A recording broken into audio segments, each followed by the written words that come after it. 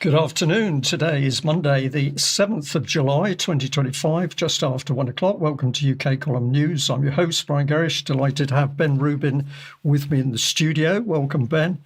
And we've also got Diane Rasmussen McCaddy joining us by live link from the north of England. Well, of course, many people will remember that today is the anniversary of the 7/7 London bombings, and there's quite a lot, of course, spread across the press and media in UK about that. We're not going to dwell on those sad events, but we're going to take you deeper into the mire, which is what the UK government is up to. And we're going to try and bring people on board with the idea that it is our own government that is attacking us. And using a variety of techniques, we're going to be having a look today at what state control is going on and how the state tries to sell itself to the public. We're going to be having a look at the manipulation of language. We're going to be looking at the destruction of some of the pillars of society. And we are also going to be looking at the power of climate change. But first of all, let's have a look at what the government is actually doing. So this is a critical one, the use of propaganda and language control. And there's no doubt that this is steadily increasing as time goes on. We've also got the use of wars, proxy war, and the induced stress and fear that goes with that. We've got promoted migration, and of course it's not illegal migration that's causing the problem. It's actually the government's mass migration policies. That's why they don't want you to speak about it. We've also got destruction of the Constitution, which I've mentioned, and we're also looking at the increasing destabilisation of society. We've got some videos reflecting that today. And lastly, we're going to put here the attack on the minds of our children. So this is a pretty poisonous mix. It's just some of the things that the wider public and communities are being subjected to in UK. But for us, it's very clear that we are under immense attack by the very people who should be in power to protect and look after us and to run the country in a fair and reasonable way. Let's just have a look at one video of how MPs like to present themselves to the public. Are the chances of getting rid of the two-child cap now diminished because this week the party failed to back the Prime Minister's hope for reforms on welfare? So simply there is less money around. But the decisions that have been taken in the last week do make future decisions harder. But all of that said, we will look at this collectively in terms of all of the ways that we can lift children out of poverty. I came into politics to make sure that where a child comes from doesn't determine what they can go on to achieve. The mission that we're driving across government is about making sure that background doesn't equal success, doesn't determine success. Because for far too many children in our country, the family that they're born into, the town that they're born into, will absolutely determine their life chances. So dealing with child poverty, bringing down those numbers, making sure that all children can achieve and thrive. So it's all lovely. That was Bridget Phillipson, Children and Women's Minister, saying how the government is doing everything for children. That's the children, of course, that the government itself is not stealing and taking away from parents. But this is how our MPs like to present themselves, as if they are squeaky clean and as if everything they are doing is for the best of the population. Note, of course, that that was a BBC interview and the backdrop was a cartoon. And I'm going to say to the audience that, of course, is not accidental. This is the BBC playing with people's minds. Were the words coming out of her mouth reality against the cartoon backdrop? But of course, the BBC is doing a lot of things with our minds. Let's just have a look at how their main page looked earlier today. We had a major article on murder in Australia. This is apparently so important that it's got to be plastered all over the UK's media. We've got a brief mention of course, war and death in Gaza. We've got, is the UK really any safer 20 years on from 7/7? So we can't forget 7/7 is being brought forward in order to ramp up fear and anxiety, with the BBC saying it can happen again. The King's telling us all to remain calm, probably with him in post and power. We shouldn't remain calm. And then this is mixed with a brief referral to tennis. So it's a really insane mix of headlines, and I would suggest it's done deliberately to cause stress in people. But let's have a look at this headline from the BBC. This is from a few days ago. It's an article about trans troops in the US military, and it's so long that the only way we could really get to grips with it is to take a little video, which is scrolling through your screen. I'm not going to let it play for too long, but suffice to say that this is the result of 4 months' work by the BBC looking at trans people in the US military who've now been told that they actually have to conform to their own sexual norms if they're going to stay engaged by the US military. But the BBC thinks this is an absolute major subject. And as we'll see, this is part of the BBC driving the change agenda. So if I switch across to one of the team that produced it, Sophie Easter, she talks about President Trump signing an order stating that being transgender is incompatible with the rigorous standards necessary for military service. She goes on to talk about some 4,240 transgender people in the US Armed Forces. And as I've said, the BBC has spent over 4 months putting this article together. But if we have a look at how many people are in the US military, we've got well over 2 million.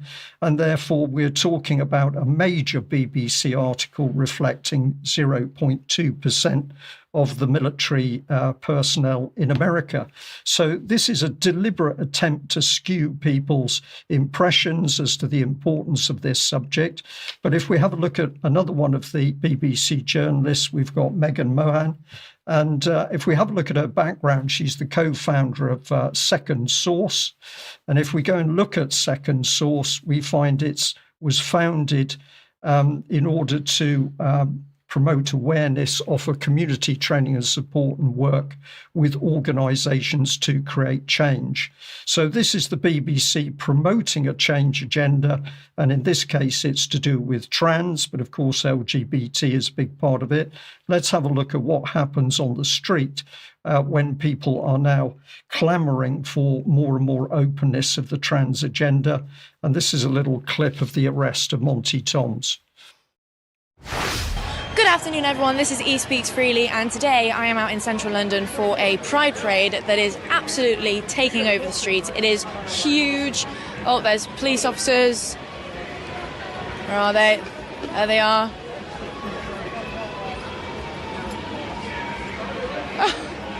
So there's officers following us, and as you can see, they seemed pretty keen to find one Mr. Monty Toms.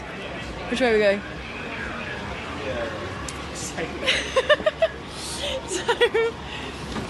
I don't want you to get hurt. I don't want you to come to any kind of harm. I appreciate that, sir. Yeah. I'm not very intimidated by these people, and I'm going to keep walking. Has anybody shown any kind of resistance to you so far? They disagree with me, obviously. All it will take is one person to take in a different view. Yeah. Well, it won't be my fault, will it? It'll be their fault. Yeah. A good future for us, and I also believe in like. We're not going to win you over. Let's go. I appreciate it. Thank you. I'm going to walk down there, though. Alright, where are you going? Don't know. All that way. I know. But you have a lovely day anyway. I appreciate it. Appreciate your professionalism. That's all right. Thank you. Nickname Montgomery. The placard you're wearing, currently identified. I'm really curious. Why do you need so many officers for this arrest? Because there are like 11 officers here right now. Why? It's kind of the way we work. This group will be working together as a serial, so that's why they've come all in one, all as one. Right, okay. So there we are. This is the reality. We've now got increasing angst and indeed breakdown on the streets And is this accidental? I'm going to suggest not. This is part of the planned change agenda, which ultimately is going to transform this country. Diane, let's bring you in with us because, of course, you've been following what's been happening in academia and libraries and the change of language, particularly in children's books at least.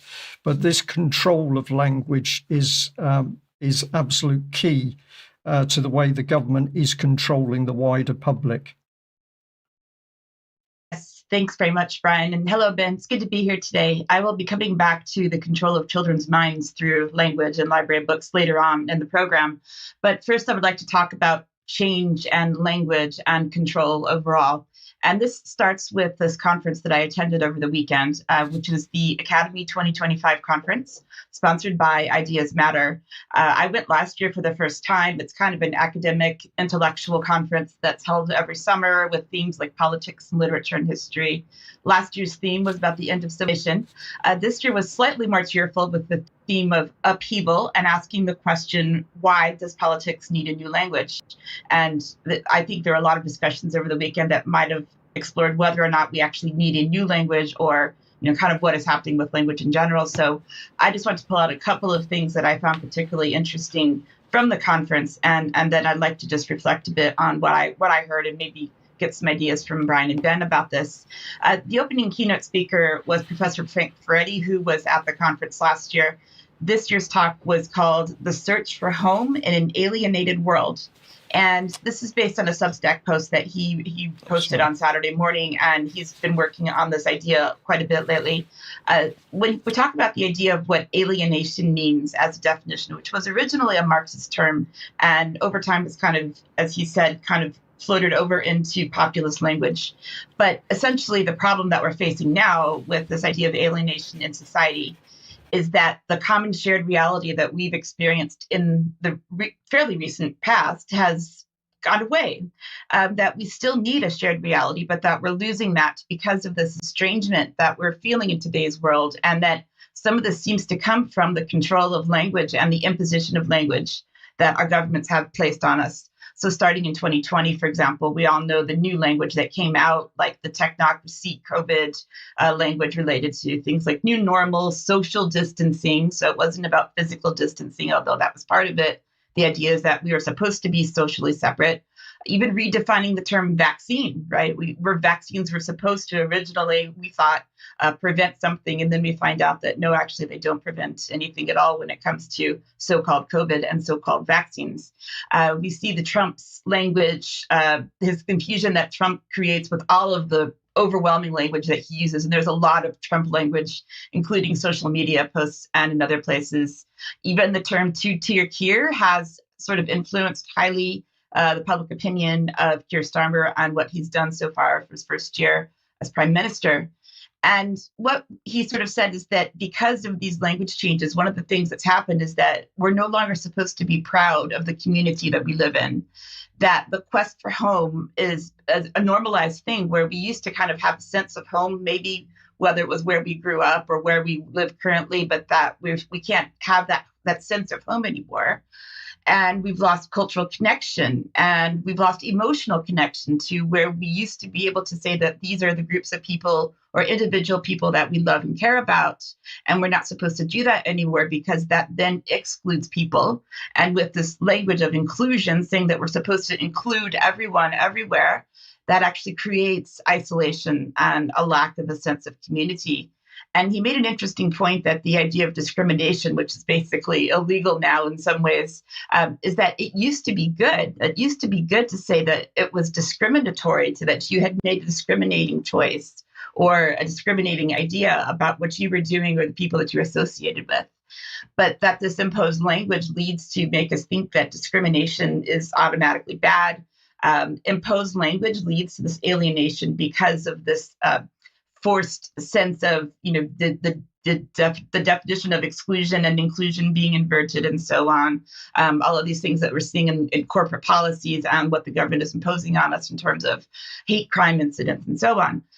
So he then commented on Keir Starmer's Island of Strangers speech, which he put out in May. So let's take a look at this clip and then we'll talk about it a little bit.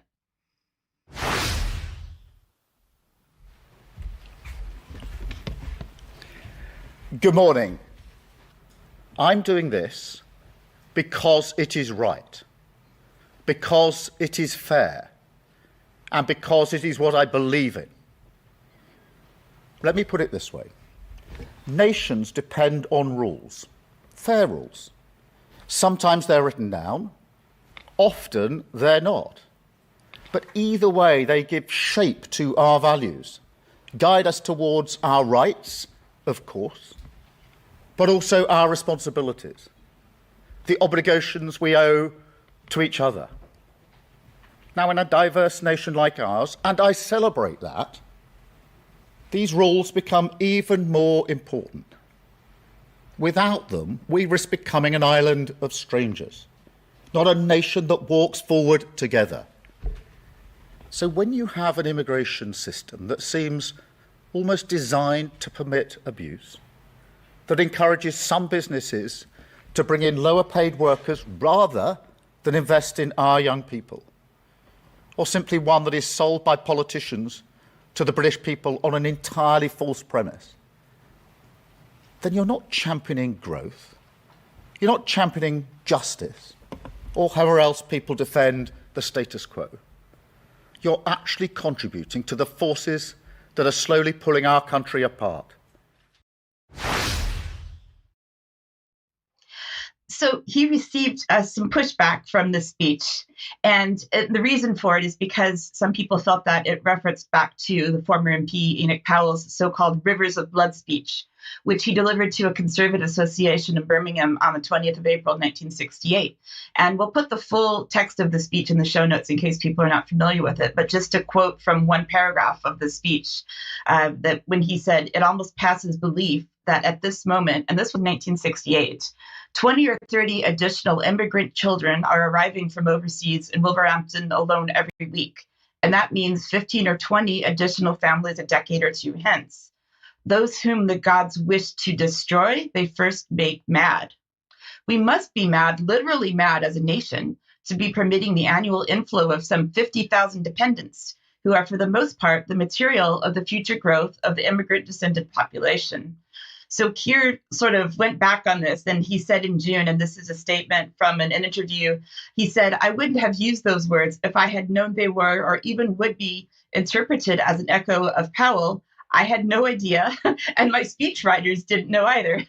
So obviously these are not Keir's words, but he used them and didn't even really seem to know what he was saying, it would seem.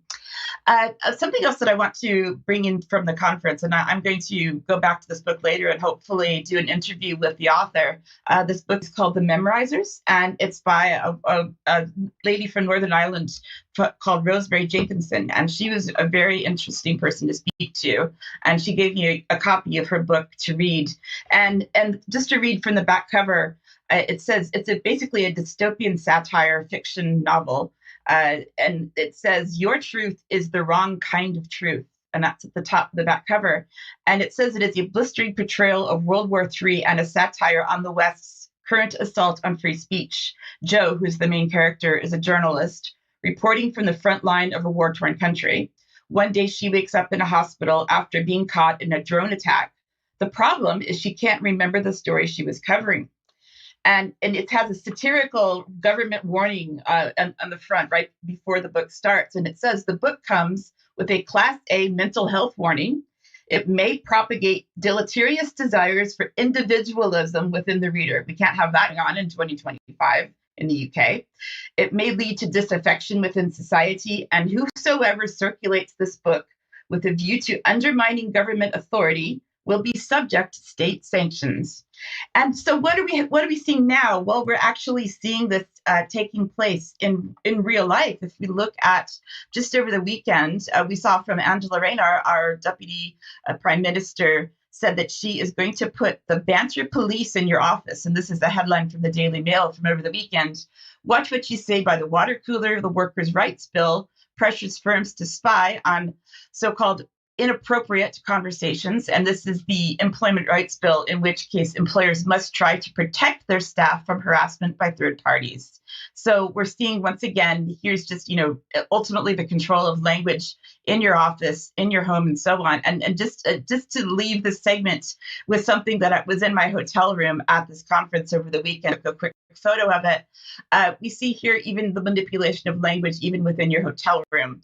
Because, of course, if you've been in a hotel anytime in the past few years, you see that hotels no longer want to clean your room or change your towels or make your bed, because somehow that's going to be bad for the environment. So we were given 4 choices of the cards to hang up on our front doors of our hotel rooms. 3 of them were to donate to a charity if we chose to not have our room cleaned. The one that I chose was to spruce up my room. So we see that, again, the green language, the spruce, the tree, sprucing up your room. I put that one on my front door, and for whatever reason, Brian and Ben, they never came to clean my room, and I had to use dirty towels on my second day there. So I guess they were trying to force me to follow the agenda, even though I made a different choice. So I don't know what you think of that, but it was a very interesting weekend and a great conference. Diane, well picked up, because of course, we're being manipulated everywhere we go now. If we stay in a hotel, never mind what they're going to say about changing towels, you're going to have the big TV screen on the wall pumping out BBC 24 hours a day. So this is going on everywhere. And language is the key to control of all of us. So we've got to be very, very aware of what the language is, how it's being used, and what the true meaning is. And a lot of people picking up on that clip about Keir Starmer saying what an untrustworthy Prime Minister he is. I think the word is dangerous. Ben, let's bring you in, because you've been warning over the last few months about the setting up of a new parallel system of government. Our institutions undermined, and probably most people have put the NHS as one of those institutions. Right at the centre of the entire programme of change, absolutely. Good afternoon, everyone. It's great to be here. So much excitement last week as the Blob, aka the Slaughterhouse, aka the National Health Service, issued its 10-year plan. Much awaited. It's called Fit for the Future. It was presented to us by these two, Keir Starmer, Prime Minister, remarkably for a year now. That's quite amazing. I wonder how much longer he'll last. And also Wes Streeting, Health Secretary. Importantly, crucially, let's keep on pointing this out. Both of them are members of the Fabian Society. Therefore, they are wolves in sheep's clothing. Wolves in sheep's clothing. They want you to know this. They want you to understand this. They are telegraphing to you exactly what they're about. And the change agenda inside the NHS is all part of this attack, essentially, on the British people. Predictably, the talk is all of change and crisis. I'll read a quick quote from the exec summary of the report that says the choice for the NHS is stark: reform or die. We can continue down our current path, making tweaks to an increasingly unsustainable model, or we can take a new course and reimagine the NHS through transformational change that will guarantee its sustainability for generations to come. This plan chooses the latter. It represents a break with the past, a complete break with the past inside the NHS in order to deliver this government's change agenda. It's driven by 3 fundamental shifts in how the NHS operates, from hospital to community, analog to digital, sickness to prevention. I'll explain a bit more about what those mean later on in the segment. For now, let's just take a little listen to Wes Streeting and his team about how this plan was developed.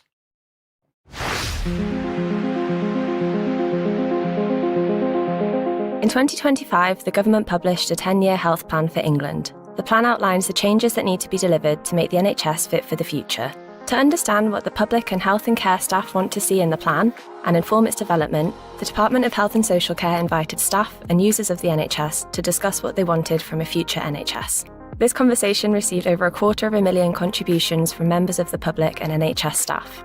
We're kicking off the biggest conversation in the history of the National Health Service because we can see the scale of the crisis. We're already taking steps to get the NHS back on its feet, but we're also shaping a 10-year plan to make sure the NHS is fit for the future. And I genuinely think, while we could have come in as a government and imposed change, I genuinely think that change is better done with people than to people. And I also think that some of the best ideas we'll get about how the NHS can improve will come from the people on the front line who work in it, and crucially, the patients who use it. Well, Ben, thank you for that video clip. As I watched it, I was almost back in the little church hall where Plymouth City Council took people for a facilitated big conversation over the changes to local government structure. And here we've got a facilitated big conversation over the NHS taking place. Facilitated everything. Because they want to hear your opinion, Brian. It's not like they've got a plan already laid out that they just want you to agree to. Okay. So it's a national conversation. 250,000 people engaged, apparently. It's all about addressing a crisis. And this is propaganda, right? We have to understand it in those terms. We talked a bit about language, but let's also look at the visuals and the setting for this film that we've just looked at, right? So you mentioned a village hall. It looked like I've written down a bingo hall here. That's what it looked like to me. There was a church. And this is about making the NHS feel authentic to the British people when it is absolutely nothing of the sort, right? Let's hear a little bit more from that film about how the plan was developed. Throughout the engagement, we've been supported by public dialogue specialists, Thinks Insight and Strategy, and their partners Kaleidoscope Health and Care and the Institute for Public Policy Research. There were lots of different ways for members of the public and health and care staff to shape the plan. From the Change NHS website, where everyone aged 16 and over could have their say, to workshops held by groups and organisations in communities across the country with people who are seldom heard in consultations of this scale. More than 17,000 people participated in this conversation. We also ran deliberative events online and in person across the country with 730 members of the public and 3,000 health and care staff, supporting people from different roles and walks in life to discuss and deliberate key elements of the plan. This also included an event with 27 children and young people aged 7 to 18. We consulted with NHS leaders and partner organisations to understand their perspectives. Finally, we hosted a national summit where almost 300 members of the public and staff from across England came together to share their thoughts on the future of the health service and discuss final proposals for the 10-year plan. So, of course, the audience couldn't hear what I was saying while that video was playing. But essentially, I'm saying the more this lady says, the less the voice of the wider public. And the NHS is consulting 7-year-olds on change in the NHS. Right. That about sums it up. But I'd like to know what a deliberative event is. It sounds very fascinating. This is a complete scam. It's controlled dialogue in order for the government to get what it wanted in the first place. Yeah, it's smoke and mirrors. Yeah. It's about manufacturing consent. This is an industrial process. If we can just put this up for manufacturing consent to whatever it is that is already on the agenda, and it's about producing quotes like this. You can see here. This is from the plan. There is a need, a real dire need, to make it better now, and it is very clear that if something radical doesn't change, then the NHS, as we know it, will not be able to continue to exist. Apparently, that came from a member of the public. Do you think they've been teed up for that, potentially? Yeah. So this is what this is about. It's about delivering quotes like this in a highly stage-managed and controlled environment in order to legitimise the transformation of the health service. And in reality, this is who's been developing the plan. Right, so actually this came from the Health Service Journal, and you can see here they've mapped out 7 distinct groups, 4 of them inside government, a bunch of people who are external influencers, Lord Darzai at Imperial College, Julian Hartley at CQC, Patricia Hewitt, who we've spoken about a lot recently, Mark Britnell, former KPMG. This is who's actually creating this policy. Yeah, and these are the agenda. This is the agenda that it's designed to serve, and all of this is pre-packaged. None of it's new. Most of this we've been reading about for at least the last 5 years. The idea that the public have influenced this in any way is it's deeply, deeply dishonest. So what are we going to get? First thing to note, I'll rattle through this in the interest of time, but it's good. We're spending £200 billion a year on it, on the health service. It doesn't work. And actually that equates to around £500 per taxpayer per month, which I think makes the NHS your second biggest expense behind your rent or your mortgage. Yeah, absolutely. Yeah? And it doesn't work. And they want to give it more money. And I know they're talking about changing it, but I don't trust these people to change anything. let alone a complex system like the one that we're talking about here. So what's going to happen? There'll be a new operating model. Amazingly, after 75 years, they discovered that people are quite important. You can see in that sort of round thing at the bottom, we're going to organise the health system around people. Wow, this is incredible insight, the health service. Thank you so much. I'm glad that you did this. Hospitals, community. So we're going to explain a little bit about those 3 trends that I spoke about earlier. So as if we needed more NHS, we're going to have more NHS closer to us in our communities and importantly in our homes, apparently, and on our high streets. So big shift there. A lot of this driven by technology, huge focus on AI.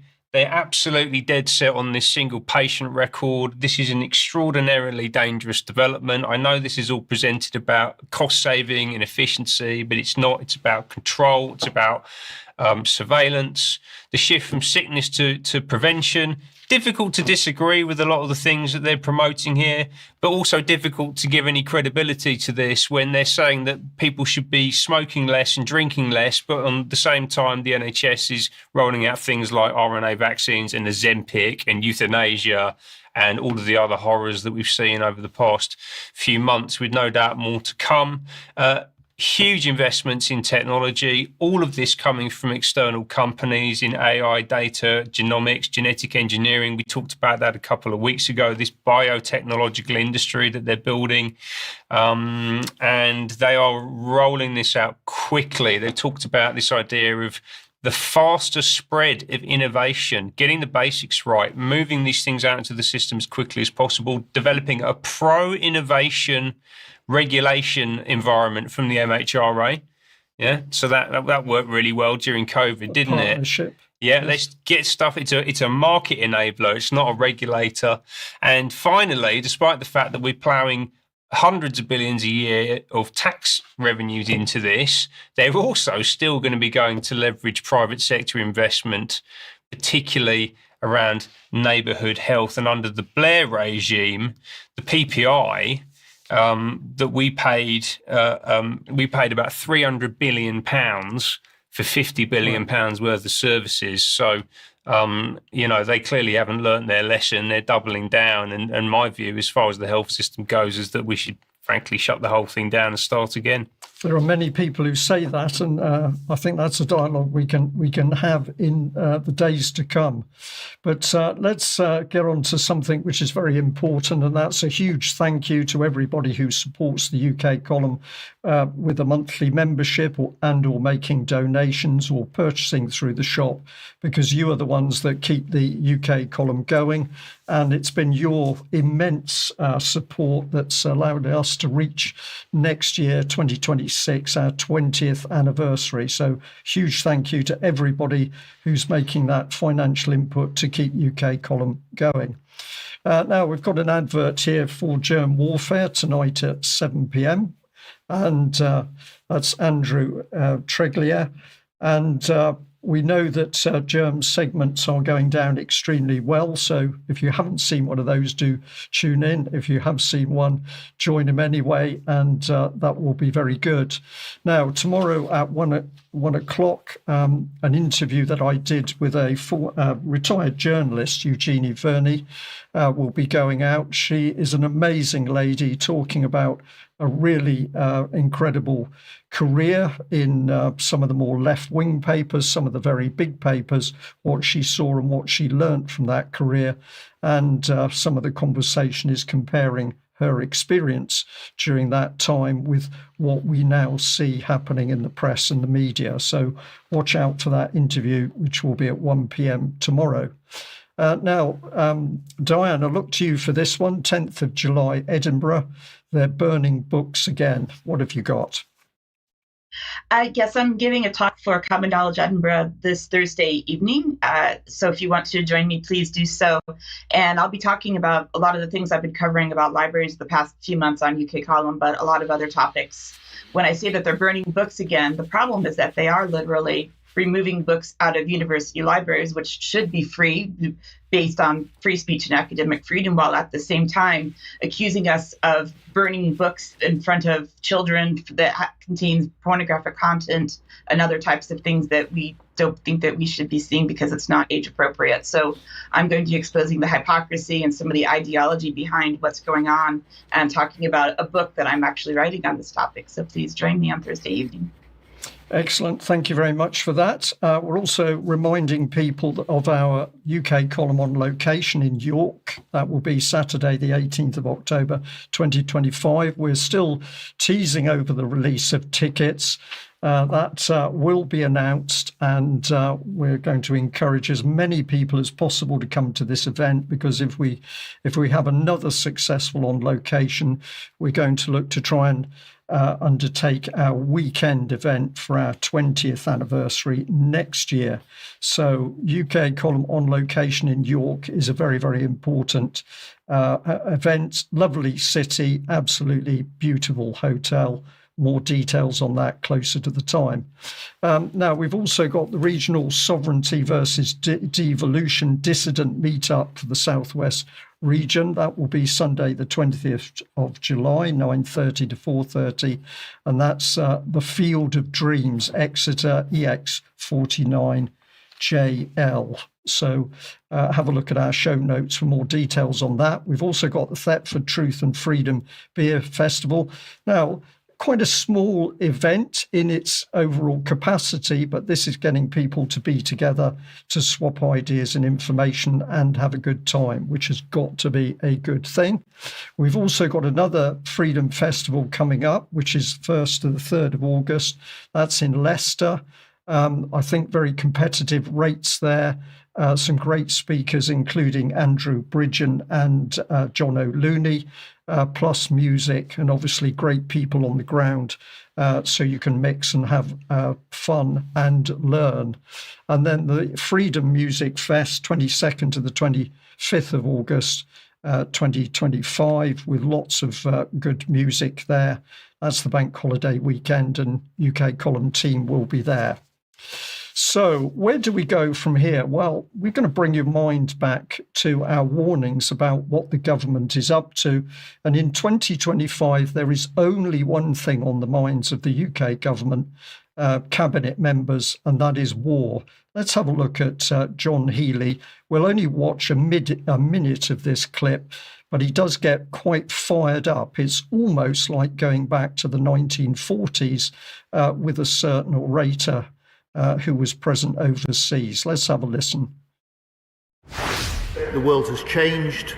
We must respond. The SDR is our plan for change for defence, a plan to meet the threats we face, a plan to step up on European security and lead in NATO, a plan that learns the lessons from Ukraine, a plan to seize the defence dividend from our record increase in defence investment to boost jobs and growth throughout the United Kingdom, and a plan to put the men and women of our armed forces at the heart of our defence plans. A country's armed forces are only as strong as the industry that stands behind them. We will make defence an engine for growth, to create jobs and increase prosperity in every nation and every region of the UK. We will place Britain at the leading edge of innovation in NATO. We will double investment into autonomous systems this Parliament. We will invest more than £1 billion to integrate our armed forces through a new digital targeting web, and we will finance a £400 million UK Defence Innovation Organisation. Well, there we are. John Healey gets more and more excited. The music gets louder. The drive for war is greater and greater. But don't worry, because the minimum you're going to get out of it is a proper job. So really incredible to watch this propaganda coming out, not only Downing Street, but through the Ministry of Defence's propaganda machine known as Defence HQ. Truly appalling rhetoric by the Defence Minister, which is all about the beauties of war. Let's have a listen now to George Monbiot talking about Palestine action and how he really sees the agenda which the present government has been ramping up. Making this video could get me 14 years in prison. In fact, if you share this video, potentially you could get 14 years in prison as well. Because this video expresses support for Palestine action. You can blow the limbs off a child. Fine, no trouble at all. You can directly and deliberately target journalists, academics. You can blow up entire families. You can target people who are queuing for food aid. You can do what the hell you like, and you will not be condemned by this government. But spray a bit of paint on some warplanes, on some weapons of war, and that paint, that becomes a true weapon of war. That becomes a true aggression. That becomes, in Yvette Cooper's words, the disgraceful attack. Yvette Cooper, the Home Secretary of the United Kingdom, she has never used those words, a disgraceful attack, about any of the things that the Israeli government has done to the Palestinians. Every day, it murders, it maims, in total defiance of international law, and she has never once used the term disgraceful attack about any of that or any term like it. In fact, far from it, she's happy to be photographed with the Israeli ambassador. Great mates with the representative of a government who is right at this moment committing genocide. So to me, that seemed a pretty straightforward opinion. On one hand, we've got a government spending and spending and spending for war and bloodshed. But if you dare criticise and take any action, then you're going to be labelled as a terrorist. And of course, free speech is going to be shut down. So quite a brave statement by that journalist. But what else are we seeing? Well, of course, we're now seeing the angst spill over onto the streets. And this is just a few clips from a Palestine demonstration taking place, of course, massive police support, and they then end up arresting some, I think, fairly elderly people who presumably the government now thinks is a threat to the nation state. I notice, of course, the amount of gear these police have got on compared to our police of old with their truncheon. We've now got the tasers and the handcuffs and the radios and the sprays. And of course, very, very aggressive policing. So do they really need to cart this elderly lady off in this manner? And then she's asked as she gets up into the van if she's happy to be searched. So if that's one level of protest going on, let's see how immigration is ramping up trouble on the streets by having a look at what's been happening in Ireland. Prophet Muhammad, your warlord, has no power here! And whose country is this? So you will not come here and dominate and walk and disrespect us in our churches, in our national monuments! You will respect the Irish people! Well, of course, the migrants present in Ireland didn't invade. They didn't fight their way ashore. They were invited in by Irish politicians as part of the EU's overall migration policy. And this is the truth of the matter, the trouble on the streets being created by our own government's policies. People need to remember this. Now, let's have a look at the wars, because, of course, the government here still absolutely supporting everything Ukraine does. We support it. We help fund the killing machine. But this is yet another of those nasty little clips about what's happening on the streets as the Ukrainians round up young men, bundle them into cars in order to take them off to die at the front. Watch the brutality here when this mother tries to intervene. So the report in this little posted video is that Zelensky's doing awful things and Ukrainians hate him. But of course, you're not going to hear that from the West or the UK. And if we have a look at the propaganda coming out from Defence HQ, we've talked about this sort of thing before, but here we've got basically the idea that the Russians have kidnapped all the Ukrainian children in their thousands and thousands and they've never been given back. Whereas, of course, we've heard clear statements from the Russian side that they've asked for lists of these supposedly missing children. And of course, nothing ever comes back from the Ukrainian side. But Ben, appalling propaganda here. And I think it's pretty sickening.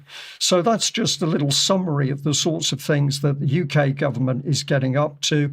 It is our own government that's attacking us. And if you can't understand what a policy is really doing or designed to do, try putting your mind over to the side that we are being attacked. And very often you will start to understand what's actually being done. Diane, that brings you back to manipulation and I think things in the direction of our children. What have you got to report? Yeah, thanks, Brian. So this is a little bit more on the libraries. This was thanks to Kathy Mudge of Protect and Teach, who's been on UK Column with me previously, working really hard to expose the indoctrination of children throughout England. And she tagged me in this post that was on X that showed a BBC article.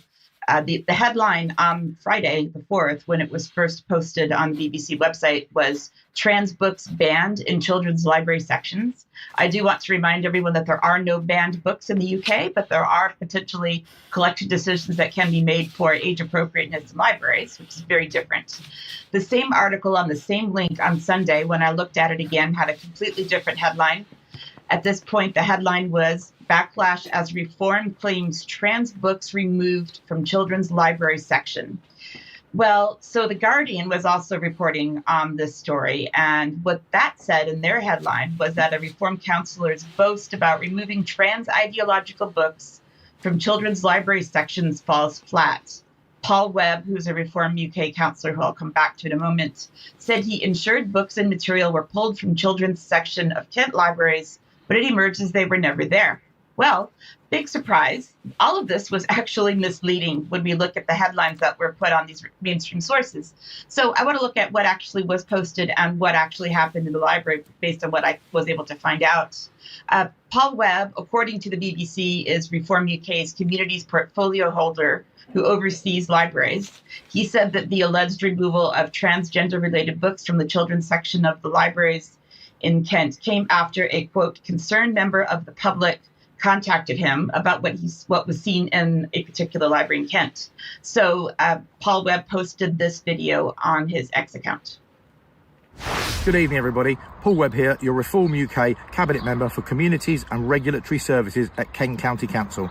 I was recently contacted by a concerned member of the public who found trans ideological material and books in the children's section of one of our libraries. I've looked into this and this was the case. I've today issued instruction for them all to be removed from the children's section of any of our libraries. They do not belong in the children's section of our libraries. Our children do not need to be told they were born in the wrong bodies. So from today, this will stop. Thank you very much. So Lyndon Kemkeram, I hope I'm saying that name correctly, is Kent County Council's Reform UK leader who reposted that video and said that, this is great news. Paul Webb is doing wonderful work, etc. And I showed the photo here from the library where this was found, showing the book that was on the display. But then we see a little bit of pushback from this other account where it's basically sort of trying to expose, they think, Reform UK, whether or not this is actually the case or if it's just another form of activism, I'm not sure. But this account said that Councillor Paul Webb has openly lied as a councillor, a breach of the code of conduct, according to this account. The books they said were removed from children's sections were not in a children's section, and so you can see the photos here. And then they went on to say where this library was. It was a library in Kent County Council, but that the shelving was not in the children's section. It was in a display area. So this particular book that was being discussed is called The Autistic Trans Guide to Life, which is classified in the adult nonfiction section of the library, according to the library catalog. The issue here, however, is that I would say that everyone is being a bit misleading about this because the book was on display at the entrance to this particular library in Kent County Council during Pride Month, of course, during June, when a lot of this gets put out on display. But that, of course, means that anyone of any age who walked in the library would see it at the entrance because It wasn't in the children's section, even though it was officially classified and shelved in the adult nonfiction section. Any child who walked in could potentially walk in and want to look at the book. And I don't have access to the entire book itself, but I did find some preview pages of it from looking online. And it is very confusing for anyone, including any child who would happen to pick this up. And it's got definitions in it such as neutroi, N-E-U-T-R-O-I, describes a person who identifies as neutral or having no gender, being neither male or female. This can be associated with gender dysphoria or not. Gender fluid is an identity under the non-binary and trans umbrella. That means a gender is fluid and can change. There's another one, pangender, means identifying as more than one gender. Pangender people may be all genders, not quite sure how that works biologically, or both the binary genders of male and female. Pangender people often use they, them pronouns. So that is what's, even if it is classified in the adult section, that was at the entrance to the library.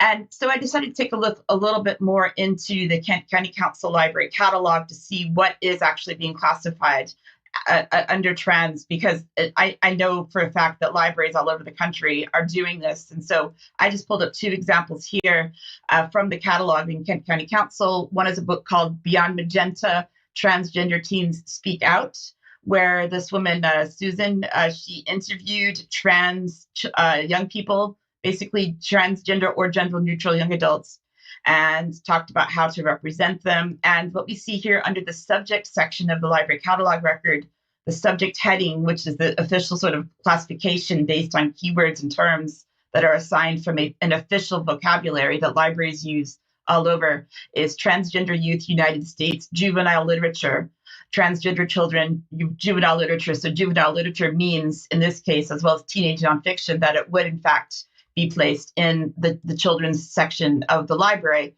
And another one for very young children, When Leonard Lost His Spots, a transparent trail. That's not the word transparent, that's transparent, two separate words.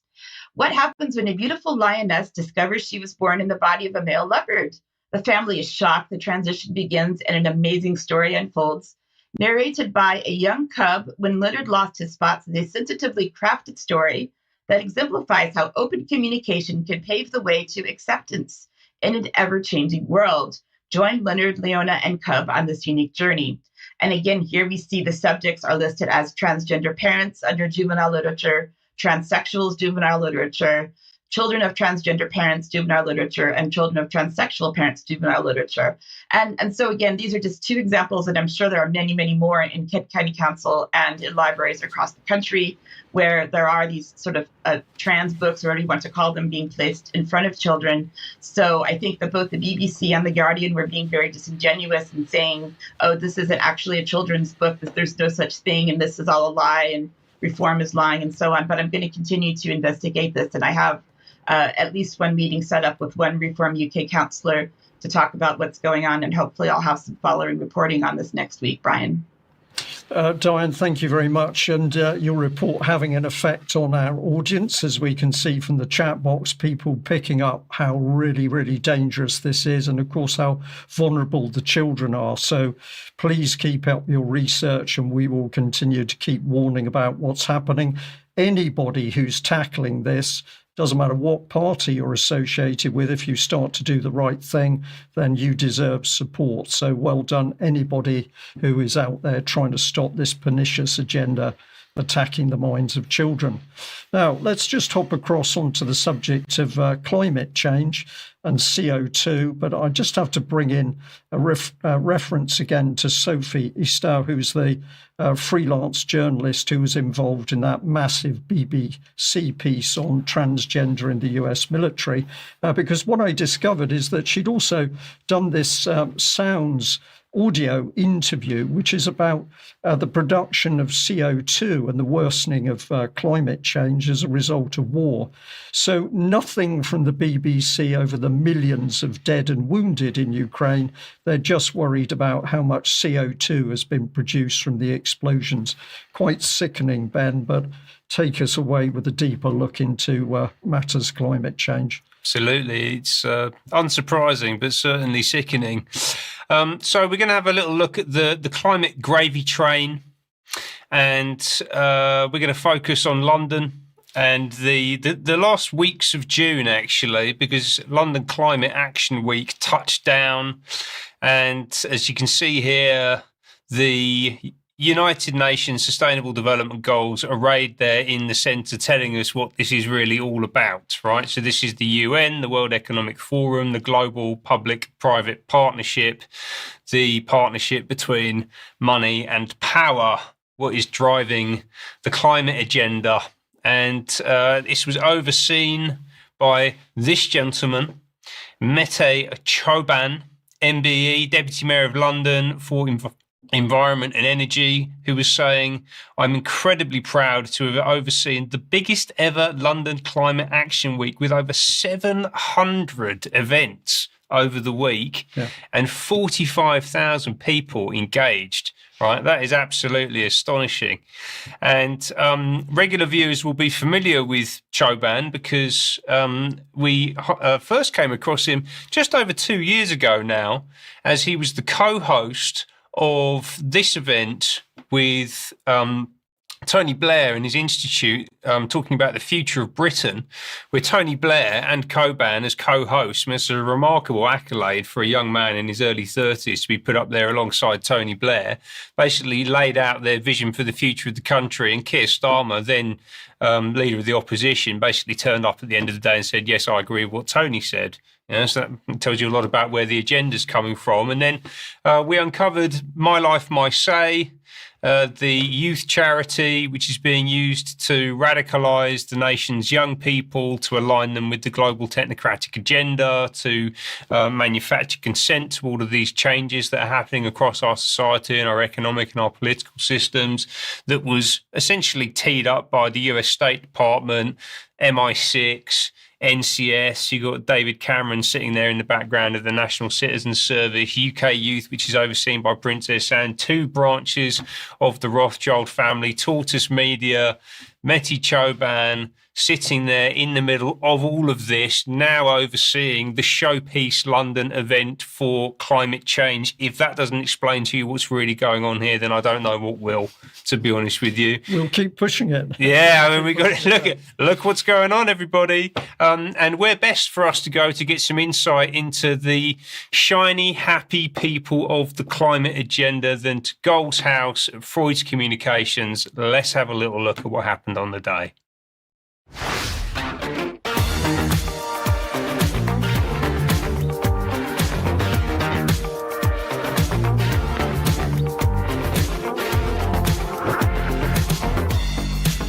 Top of mind for me at London Climate Action Week is speed and scale. We've got 750 events with thousands and thousands of people here, all with their sleeves rolled up, ready to work, looking for solutions. So much innovation. I'm hopeful because we've got all the component pieces, we just got to put them together differently. Real climate leadership for me looks like ensuring we deliver what we actually committed to do. So we go from promises to practices, and all of us playing our role in this, we can get there. We need to hurry up. A sense of urgency, I think, is really, really important. We have the solutions to a really great way of life. Actually, a lot of things that tackle climate change are the things that give us better lives. I think there is a desire among people that I know for new ideas and new solutions and new imaginings of what could be. Welcome to Freud, and it's great to be here. And it's so important that we're meeting this week, finding the solutions to the biggest challenge facing our planet. So lots of food and music and good times in order for them to help people who are not experiencing the food and the music and the good times. Yeah, right, exactly. Yeah. New imaginings of what could be. I mean, and this is all narrative, right? Really crucially, we talked about the BBC a moment ago. This is what they called their event. This is about rewriting the climate story. This is all story. It's not based on anything. It's just made up. And we don't have time to go through all the people that we saw in the video, but this lady jumped out at me. This is Tangam Debonair, who is a baroness, sits in the House of Lords, and she was very keen for us to just hurry up because the good life lives at the end of all of these climate innovations, apparently. And this roots us right into the seat of power in the UK. She actually is the chair, I believe, of the Labour Women's Network. And you can see here, sisters, what a team. This is the brilliant executive committee. You can actually see she's wearing the same dress, so maybe this was actually on the same day. Saving CO2. Well, it could be that too, who knows? And actually, the ladies bit is really important, right? Because this is being driven primarily by women, right? It really is. And we can see a few more examples here. So this is from the Imagine Leaders Network, who I spoke about last year. I can provide some links. You can see we've been talking about this for over 12 months now. We can see there's Pat Mitchell, who is on the right-hand side in the yellow, who is the founder of the Connected Women Leaders Network that we spoke about earlier on this year, and one of the co-founders of Project Dandelion. So you can see the dandelion there on a little natty yellow jacket. Imagine is run by this lady. This is Valerie Keller, who is also a young global leader of the World Economic Forum. And they love wearing these jaunty little hats and feathers, the Imagine crew. This is the sort of their little thing that they do, you know, so sort of climate meets high fashion. Yes. You know, and this is the kind of absurd world that these people live in. And Imagine is overseen by Paul Polman, you can see him bottom left, who is, amongst many other things, a trustee of the Rockefeller Foundation. Right, so these are the self-proclaimed global elite, the well-heeled, gilded special ones who float around in the stratosphere making decisions that are going to transform the lives of everyone else on Earth while getting paid enormous amounts of money to do it. Right, crazy.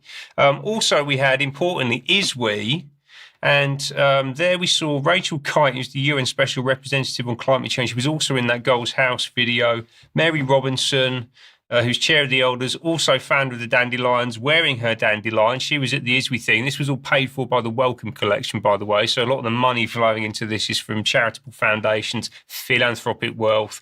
Sandrine Dixon de Clèves from the Club of Rome was there. Again, really reinforcing the point. Let's have a look at that badge that she's got on. Boom. Women are leading the new climate revolution. Wow. Right? They're telling you women are leading the new climate revolution. And this is why increasingly we're not allowed to criticize women. If you criticize these people, then you're a misogynist. It's hateful. And that's how they're shutting down debate around these unbelievably important issues as it relates to the future of the whole of humanity, right? And Dandelions in particular talk about the fact that they want to make every issue a climate issue and they want to turn every woman on Earth into a climate activist. Yeah, they're not messing around here. Importantly, ISWE, as I said, are involved. Why is that important? A couple of reasons. First one is that they run these participatory processes. So again, as we talked about in the NHS segment, this is about manufacturing consent to preconceived outcomes. They're running this global assembly for COP and ultimately as an extension of that, the UN, but they're also active on the ground in the UK, most notably through a partnership with this organisation called Community Organisers, which I'll provide some links. You can go and have a look at a recent session that they held together, talking about local democracy in the UK. And the community organisers were first written about on the UK column back in 2013, and it was started as a 4-year national training programme in 2011, designed and run by locality who are directly linked to Common Purpose and funded by the Cabinet Office, who are all trained by Common Purpose under David Cameron, which takes us back into the early days of the column. You know, so this is running on the rails of a political transformation that has been put in place 10, 15, nearly 20 years ago. And Regenerate, I saw, was part of that as well. Yes, they were. Yes, major organisation. Right, we must end our news now. We never have enough time to get into all of the detail of these things, but we are desperately trying to get people to focus on the drivers of what's happening, the dangers of change in UK, and we've covered a lot of ground today. Let's just end on a bit of black humour. Diane, over to you. everyone should be really, really afraid because there's a new Frankenstein variant of COVID that's circulating around the country. It's also known as XVG or Stratus or NB181, depending on who you ask.